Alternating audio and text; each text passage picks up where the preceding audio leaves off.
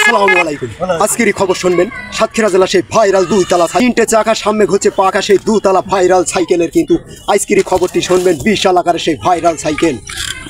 প্রথম যখন সাইকেলটি বানানো হইল মানুষজন দেখার জন্য ঘর বাড়ি থেকে ছেড়িবিলি এবং হরেনটি চাপার সঙ্গে সঙ্গে রাস্তাঘাটে কিন্তু সেই সাইকেলটি দেখার জন্য ভিড় জমায় যায়।